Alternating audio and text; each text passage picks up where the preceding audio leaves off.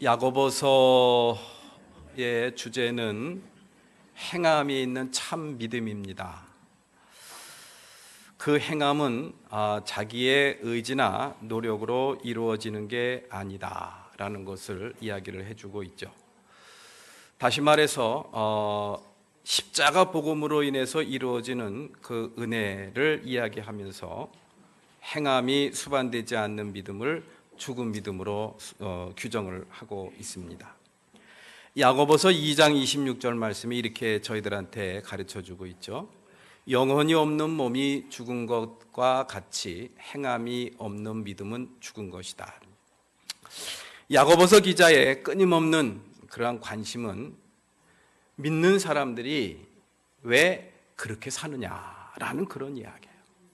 삶이 변화되지 않고 행함이 없는 그런 믿음에 대해서 이 야고보서는 끊임없이 성찰을 하고 또 주문을 하고 있습니다. 십자가 복음을 분명히 거친 사람들, 십자가 복음을 인격적으로 만난 사람들은 분명히 거기 안에서 삶의 변화가 나타납니다. 삶의 변화가 나타난다는 것은 생각이 변하고 마음이 변한다라는 그런 이야기예요. 세상을 보는 시각과 관점이 변하고 가치관이 변한다라는 그런 이야기죠. 이것이 바로 십자가 복음을 거친 사람들의 그러한 일반적인 특징들입니다. 그런데 거기에서 행함이 따르지 않는다는 것은 그 믿음의 그러한 구조가 뭔가 잘못됐다라는 그런 이야기죠. 십자가 복음을 거친 사람들은 반드시 삶이 변화된다.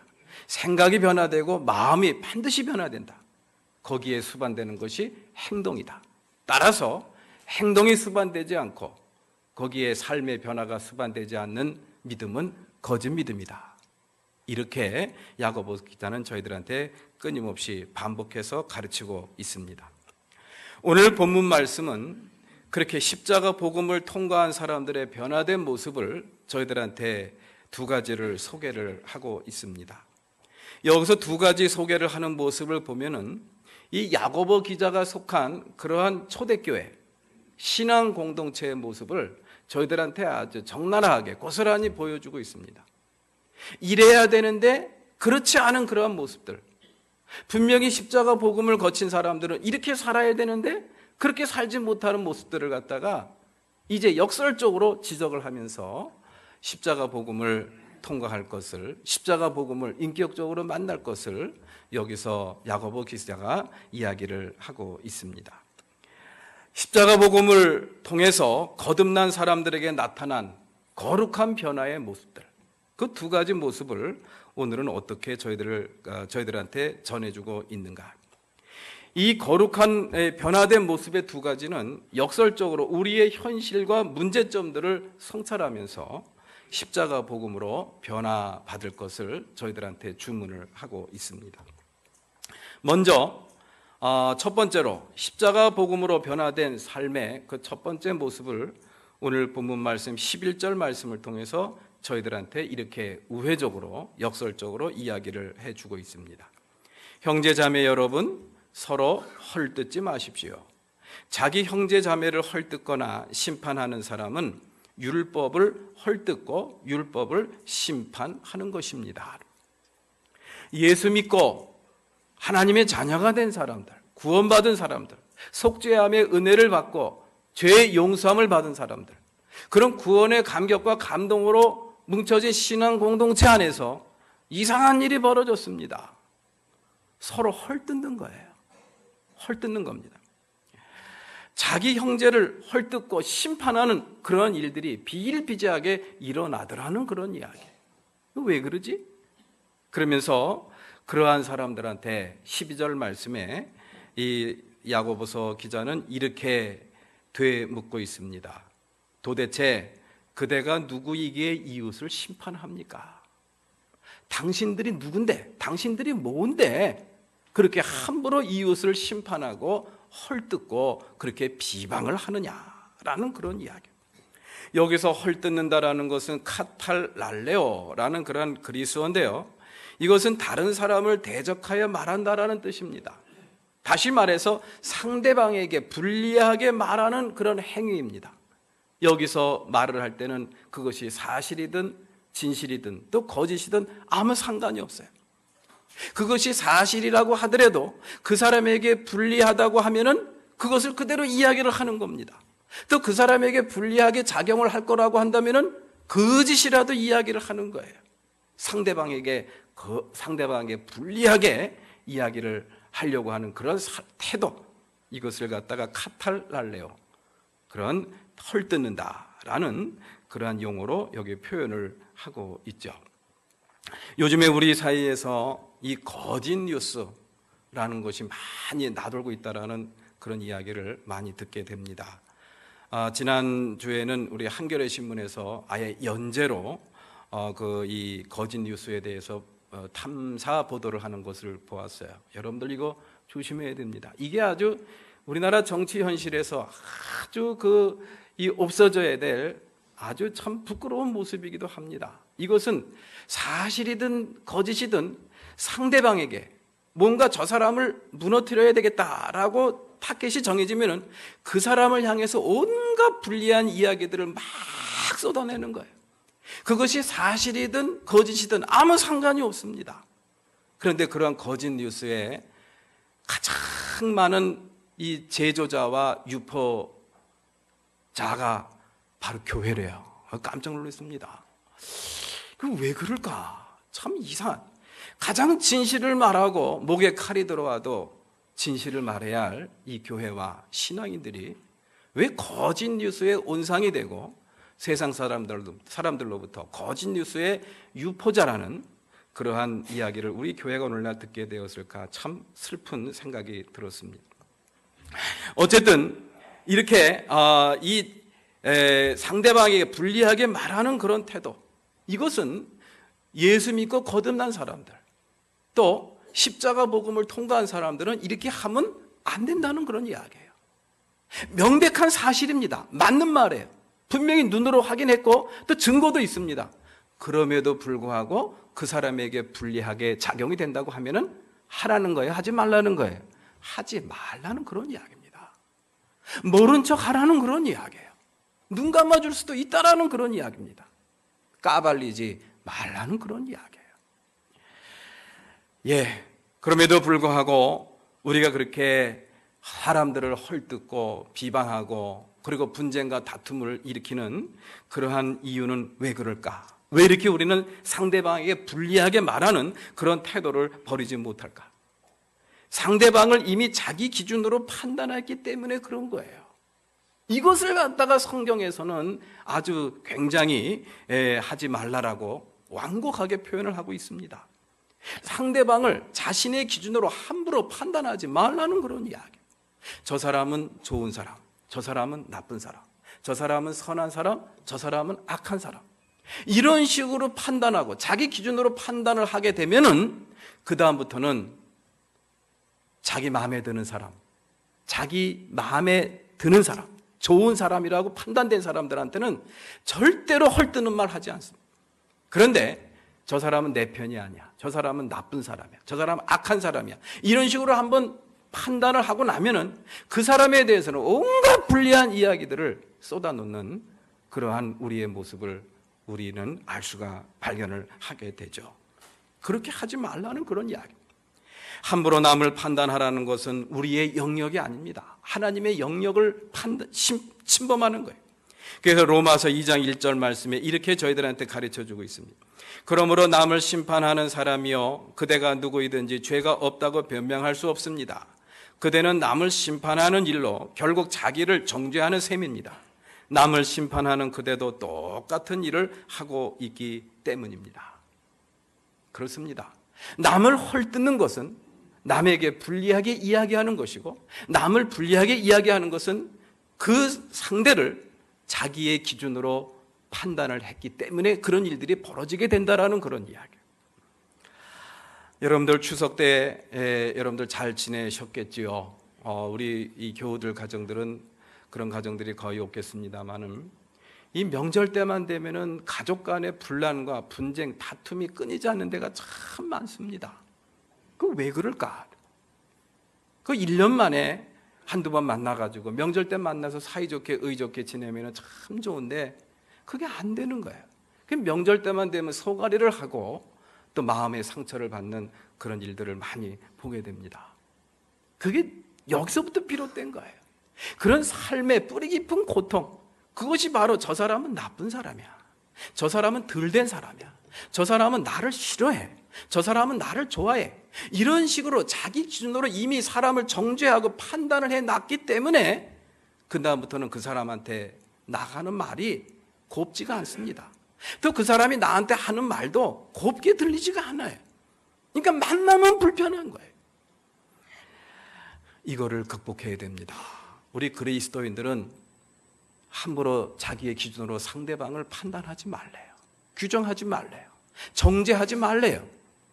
규정하고 정죄하고 판단하게 되면 그 다음부터 헐뜯는 일이 생기게 된다는 그런 이야기죠. 사랑과 용서, 평화를 가르친 우리 예수님께서 얼마나 사랑이 많으시고 얼마나 따뜻했습니까? 그래서 예수님은 이 세상에 있는 모든 사람들을 다 용납하고 이해를 했어요. 심지어는 그 당시 유대인들이 가장 싫어하고 죄인으로 취급했던 그러한 사람들이 세리와 창녀들이죠. 세금을 걷어가지고 자기 주머니에다 착복하고 얼마만큼만 로마 황제한테 보내는 사람이니 유대인들의 얼마나 눈에 가시처럼 싫었겠습니까? 그리고 창녀들, 몸을 파는 창녀들, 그런 사람들은 상대를 하지 않았어요. 그런데 우리 예수님 곁에는 그런 사람들이 친구로 늘 같이 있었습니다. 그런 사람들을 용납하고 그런 사람들을 따뜻하게 대해줬던 우리 예수님의 모습을 볼 수가 있어요. 그런데 그렇게 마음 따뜻한 예수님도 상대를 하지 않고 저주까지 하고 야단을 쳤던 그러한 부류의 사람들이 있습니다. 누굴까요? 살인자? 도둑놈? 강도? 아니에요. 바리새파 사람들입니다. 바리새파 사람들은 어떤 사람들입니까? 대단한 사람들입니다. 바리새라는 말이 분리됐다라는 그런 이야기예요. 일반 사람들하고 분리돼서 사는 자기만의 어떤 이 하나님 앞에 가까이 나아갔다라는 그러한 자부심으로 충만한 사람들이라 스스로 자기들을 갖다가 바리새, 분리된 사람들이다라고 이야기를 했던 사람들. 그런 사람들은 하나님 전문가입니다. 종교 전문가입니다. 율법의 1.1획도 자기들은 다 지키는 그런 사람들이라는 자부심과 자긍심으로 충만해 있는 사람들이었어요. 그런데 그 사람들은 살인자 아닙니다. 그 사람들은 사람 죽인 적 없어요. 절대로 남의 물건 탐낸 적도 없고 도둑질한 적도 없습니다. 그런데 예수님은 그들을 배척했어요. 그들을 갖다가 저주를 했습니다. 회칠한 무덤이다. 그들을 예수님의 눈에 비친 그들의 잘못은 다른 게 아닙니다. 다른 사람들을 갖다가 함부로 비판하고 정죄하는 거예요. 나는 의인이다라는 그런 자만심입니다. 나는 의인인데 나는 하나님의 말씀을 율법을 1.1획도 다 남김없이 다 되새기고 그렇게 지키는데 너희들은 왜 그건 못하는 거야? 너희들은 하나님께로부터 버림받은 사람이야. 이런 식으로 다른 사람들을 정죄하고 다른 사람들을 갖다가 비방하는 그러한 바리새파 사람들. 예수님이 유일하게 이 세상에 살면서 유일하게 저주를 퍼부었던 사람들이 바로 그 사람들이에요. 이것이 우리에게 주는 의미가 무엇인가? 마음 깊이 깨달았으면 좋겠습니다. 좀 어눌해도 괜찮습니다. 좀 기도 잘 못해도 괜찮아요. 예. 또 하나님 앞에 뭐 봉사하고 헌신하는 거 좀 잘 못해도 괜찮습니다.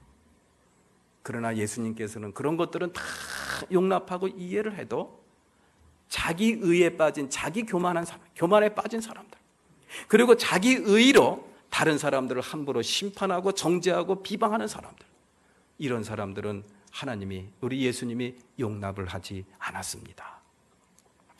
십자가 복음을 통과한 사람들, 이러한 예수님을 인격적으로 만난 사람들은 그렇게 사람을 보는 안목이 변화됩니다. 달라집니다. 한번 따라서 해보시죠. 사람을 보는 안목. 예. 십자가 복음을 통과한 사람들에게 나타난 첫 번째 특징, 아주 중요한 특징 중에 하나가 바로 뭐냐? 사람을 보는 안목이 달라진다라는 그런 이야기. 어떻게 달라질까요? 바리새파 사람처럼 나는 의인이고 너희들은 죄인이야. 나는 이렇게 하는데 왜 당신은 못하는 거야? 이게 없어집니다. 따뜻한 예수님의 마음으로 심장을 바꿔버립니다. 따뜻한 하나님의 마음으로 세상을 바라보고 이웃을 바라봅니다. 그렇게 우리의 눈을 바꿔버립니다. 우리의 생각과 마음을 바꿔버려요. 그러니 사람과의 관계가 달라지는 거예요. 제가 강원도에서 목회를 하다가 두 번째 목회지가 저기 태안에 있는 하간포라는 바닷가였습니다. 지금도 늘 생각하고 가보고 싶은 곳입니다만은, 그곳이 그렇게 오랫동안 기억에 남는 것은 아주 마음에 남는 그 권사님 내외가 있었어요. 여자 권사님 이름은 제가 똑똑히 기억합니다. 김동희 권사님. 남자 권사님 이름은 제가 잘 기억을 못하겠어요. 이 뭐였는지 모르겠어요. 그런데 저는 그분들을 볼 때마다 어떤 생각이 드냐면요, 세상에 진짜 천사를 내가 눈으로 확인한다면 저 사람들처럼 생겼을 것이다. 아마 하나님이 이 세상에 천사를 보낸다고 한다면 저 사람들하고 똑같이 생겼을 것이다. 제가 보기에는 완전히 천사예요. 진짜 천사입니다. 얼마나 신실하신지 몰라요. 얼마나 신실한지 몰라요. 늘 두 내외가 오토바이를 이제 여자 권사님 뒤에 태우고 남자 권사님이 이제 끌고서 새벽기도 늘 나오시고, 교회 안팎으로 늘 정리정돈하고, 토요일 날이면 그냥 팔 걷어붙이고 만사를 제치고 와서 다 청소하고, 신방 갈 때는 그냥 틀림없이 무슨 일이 있어도 와서 같이 신방을 하고, 얼마나 신실하신 분인지 몰라요. 그런데 그분의 간증을 듣고, 그 여자 권사님의 간증을 듣고 깜짝 놀랐어요. 옛날에 그 남자 권사님이 어떤 분이었느냐, 이분이 상위 용사입니다. 전쟁 때 이 팔을 잃어버려가지고 이 의수를 끼고 다니시는데, 이 정부에서 불쌍하니까는 서울 반도 호텔에다가, 지금 반도 호텔 있나요? 거기다 이제 취직을 시켜줬는데, 뭐 얼마나 땡깡을 부리는지 모르는데요. 모든 걸 다 폭력적으로, 이 팔이 달아났으니까, 그 험한 전쟁터에서 살아남았으니 얼마나 성격이 폭력적이겠어요. 근데 문제는 월급을 타면요, 월급을 생전 집에 가져온 적이 없대요. 그리고 집에서 2, 3일 동안 사라진대요. 어디 갔을까요? 이제 이것도 하고 이것도 하고 이제 놀다가 이제 다 떨어지면 집에 들어와서 이제 속 차리고 다시 회사 나가고, 또 월급 타면 또 그냥 개망난이가 되고. 그래서 딸을 낳는데 애가 이상해요, 눈이. 병원 진단을 받아보니까 매독균에 감염이 됐대요, 여자애가. 진짜 하늘이 무너지고 땅이 무너지는 그러한 삶을 이 여자 권사님이 참 잘 버텨냈어요. 어떤 때는요, 새벽녘에 문을 두들긴대요. 열어보면은 술에 잔뜩 취해가지고 어떤 낯선 섹시하고 들어온대요. 그리고 나서 안방에 있는 자기 부인을 다른 방으로 내쫓고 그 방에다가 이불을 깔고 거기서 잔대요. 그리고 아침에 상처로 오라 그런대. 그런 그 부인이 그 낯선 여인의 밥과 자기 남편의 밥을 겸상을 차려서 갖다 줬대요. 여러분들 살 수 있어요? 이게 가능합니까? 그렇게도 살라 그러면 이건 져줄 것 같아요. 저도 용납이 안 돼요. 근데 그 권사님은 어떻게 참았는지 모르겠어요. 참았어요. 그게 너무너무 억울해가지고요, 그걸 잊어버릴까 보다 녹음을 해놨대요. 몇 월 며칠 날 우리 남편이 이런 일을 했다. 어떤 색시를 데리고 와서 그 색시 밥까지 내가 차려줬다. 이걸 다 녹음을 했대. 그분의 이야기는 그거예요. 그분이 얼마나 믿고, 얼마나 정말 하루에도 몇 번씩 도망치고 싶고 헤어지고 싶고 인생을 끝내고 싶은 마음이 굴뚝 같았는데, 하나님이 주신 마음 때문에 자기는 그러지를 못했대요. 하나님이 주신 마음. 저 사람을 내가 버리고 가면 저 사람을 누가 거둘 것인가? 저 사람을 예수님께로 인도하고 사람으로 만들게 하기 위해서 하나님이 나를 보내셨구나. 이 가정으로 보내셨구나. 그냥 평생을 살면서 그분은 자기는 그 사람을 남편으로 생각한 적이 없대요. 내가 전도해야 될 대상, 내가 변화시켜줘야 될, 그러한 내가 보살펴야 될 그러한 자신의 어떤 위치를 갖다가 아내가 아니라, 엄마가 아니라 선교사의 그러한 심정으로 평생을 살아왔다라는 그런 간증을 들은 적이 있습니다. 변했어요. 그분이 변했습니다. 어떻게 변했느냐? 천사로 변했더라고요. 난 세상에 권사님 농담하시네. 그럴 리가 없어요. 그랬다니까요. 제가 녹음한 거 들려드릴까요? 그렇구나. 사람을 보는 안목. 정말 십자가의 복음을 그렇게 통과한 사람들은요, 사람을 보는 안목이 달라져요. 그렇게 망나니 짓을 하면 할수록 그 사람이 점점 더 불쌍해지고, 그 사람이 요구하는 것을 들어줄 때마다 가슴이 무너지고 하늘이 무너진 것 같지만, 그럼에도 불구하고 그 사람이 점점 더 불쌍해지는, 그래서 점점 더 눈물의 기도가 많아지는 그런 자신의 모습, 그걸 본 거예요. 그 남편이 본 겁니다. 그러면서 서서히 변화되기 시작해서 아주 오늘날 천사와 같은 분으로 살게 되었다라는 그런 이야기. 의심스러우면 하간포교회를 한번 가보십시오. 근데 그분이 지금 90 중반이 돼서 아마 돌아가셨는지도 모르겠어요. 그런 분 지금 좀 이렇게 좀 멀쩡하시면 좀 우리 교회 모셔다가 한번 간증을 한번 시켜봤으면 좋겠어요. 우리 사랑하는 성도 여러분들, 세상에 선한 사람이 있습니까? 반대로 세상에 악한 사람이 있습니까? 제가 언젠가 아이스맨이라는 할리우드 영화를 봤는데 거기에 마이클 셰넌이라는 아주 유명한 배우가 거기 주연으로 나와요. 그 사람이 쿠클린스키라는 그 살인자, 그러니까 청부살인업자입니다. 이 사람의 그러한 실화를 갖다가 그 영화로 만든 건데 무려 100명을 넘게 죽였어요. 얼마나 악한 일입니까? 냉혈 아닙니다. 그런데 그 사람이 그렇게 100명에 넘는 사람들을 갖다가 이 청부살인을 할 때까지 그 아내와 아이는 전혀 몰라요. 그래서 그 아내와 그 아이는요, 그 남자, 이 마이클 셰넌이라는 이 남자는요, 세상에 없는 좋은 남편이고 세상에 없는 아빠예요. 얼마나 아이한테 잘하는지 모릅니다. 얼마나 잘하는지 몰라요. 나중엔 다 들통이 났습니다만은 세상에 악한 사람 없고 세상에 선한 사람 없습니다. 어떤 사람한테는 선하게 보이는 거고 어떤 사람한테는 악하게 보이는 거예요. 그러면 우리 십자가 복음을 통과한 사람들은 어떻게 사람들을 봐야 되느냐? 하나님의 눈으로 봐야죠. 우리의 심장을 예수님의 심장으로 바꿔야 됩니다. 거기서부터 사람을 보는 안목이 달라지고 우리의 삶이 달라지고 이웃이 달라지고 우리 가족이 달라지고 우리 교회가 달라지고 나라와 민족이 달라지는 놀라운 역사가 나타나게 될 줄로 믿습니다. 그 다음에 이 십자가 복음을 통과한 사람들에게 나타난 또 하나의 모습을 오늘 본문 말씀에서 이렇게 이야기를 하고 있습니다. 오늘 본문 말씀 13절 말씀이죠. 오늘이나 내일이나 어느 도시에 가서 1년 동안 거기에서 지내며 장사하여 돈을 벌겠다고 하는 사람들이여 들으십시오. 이 당시에는요, 유대인들이 지금도 마찬가지입니다만 돈을 참 잘 벌었나 봐요. 그 지중해 연안에 막 신도시들이 막 생깁니다. 알렉산드리아 뭐 무슨 도시 막 이런 막 고린도 뭐 이런 도시들이 막 생겨나요. 그런데 그곳에 지중해 연안을 막 그냥 배를 타고 다니면서 무역을 해가지고요, 돈을 많이 번 사람들이 바로 유대인들입니다. 이 이스라엘 사람들이. 이 사람들 가운데 몇몇 사람들이 그 신앙 공동체 안에 있는 거예요. 근데 이 사람들이 사는 모습을 보니까요, 돈밖에 몰라요. 돈밖에. 그냥 맨날 하는 이야기는 어떻게 하면 돈을 많이 벌까? 올해는 저기 알렉산드리아에 가서 무슨 장사를 하자.